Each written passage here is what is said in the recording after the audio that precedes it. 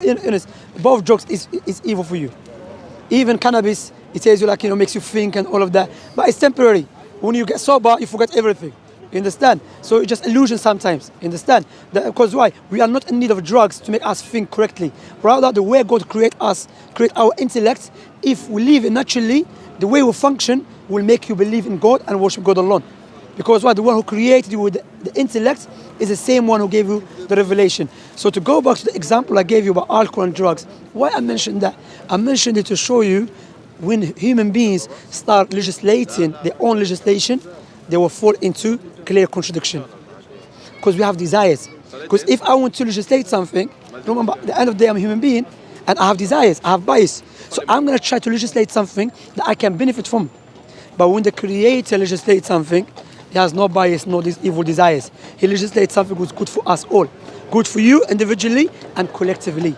You understand my point here is, what we say to you, bro, let me give you an example to understand the importance of being worshiping God. And imagine you're in a house, in your own room, and there's a fire everywhere in your house. May Allah forbid.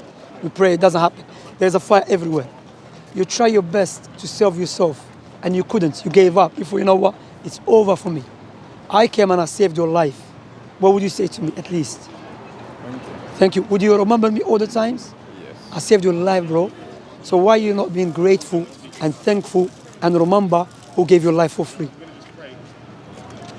Understand? That's why, you have eyes. You will never exchange your eyes with any money. While we're speaking, we are benefiting from the blessings of God. The oxygen. If you go, may Allah forbid, if you go to hospital and you are in need of oxygen, what will happen to you? They will charge you. But God has given it to you for free. To be what? To be grateful to Him, to worship Him alone.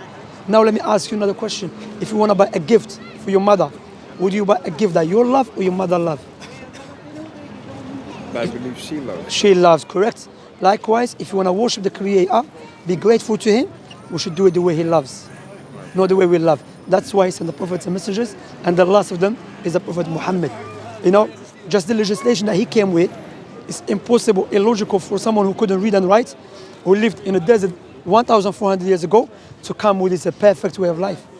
Also, look, there's a huge war against Islam in social media, everywhere.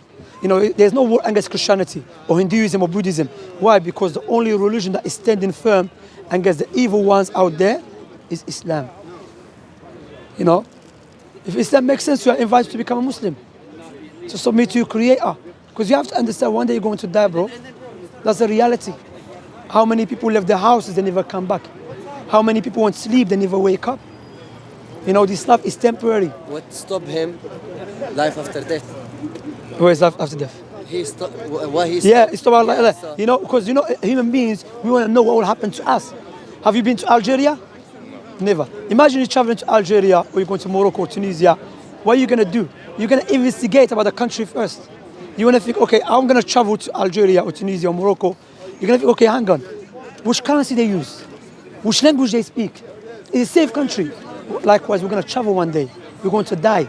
And I believe with proofs, not just believe blind faith, no, with the clear proofs that the answer for our purpose, for our life, and the information about the hereafter, after death, is in the Quran. Allah told us what will happen to us. Prophet Muhammad told us when a person dies, what happened? They'll put him inside the grave. And two angels will come to you in the grave. And they will ask you three questions. Who is your Lord? If all your life has been worshipping, playing games, or money or woman, then you will not answer the correct answer. Likewise, they ask you, what is your religion? Or and also, what do you think about the prophets that was sent to you, Prophet Muhammad? If you don't know the answer, you'll be punished, no doubt. Because why? God put you here as a test, likewise for a purpose. And also, Prophet Muhammad told us that in the grave, there's either, if you're a true believer in God, you will have a bliss or a punishment of the grave. And the life of the grave is completely different from the unseen. We cannot comprehend it, Example of that, you can be in your room with your brother, and your brother is dreaming, he's in London, walking the streets. But to you, he's in the room sleeping. You understand? So the life of the grave is completely different. You understand? Likewise, on the day of resurrection, everyone will say, I'm going to save myself. A father will come to his son. He say, oh, my son, just give me some good deeds. I want to save myself today. The son will say to the father, oh my dear father, that's what I'm looking for. That's what Allah in the Quran warned us against the death. And Allah challenged people who reject him with death. Allah said, قُلْ إِنَّ الْمَوْتَ الَّذِي تَفِرُّونَ مِنْهُ. Say to them, oh Muhammad, the death that you try to run away from, surely will meet you. The Queen Elizabeth, she had the best doctors. Yeah? She lived in a fortress, in a palace. When the death came to her, no one was able to save her. You understand? So that's what Allah said, O mankind, prepare yourself for the day of judgment. You know, like I said, imagine, I'll give you an example, because I like to give analogies like the Quran. Imagine today you... Okay, you have to go, sorry about that. But what do you think what I said though? Makes sense? It makes a lot of sense. So why don't you become Muslim then?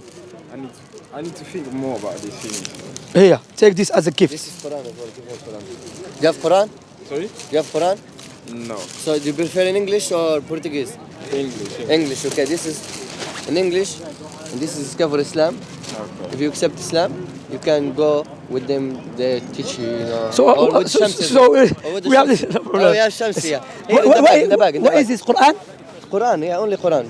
We will show us Quran. Ah, this one Quran, yeah, This خلاص. is Quran, خيرك Shamsi. What's It has Quran as well. Yeah, mashallah, too many Qurans there.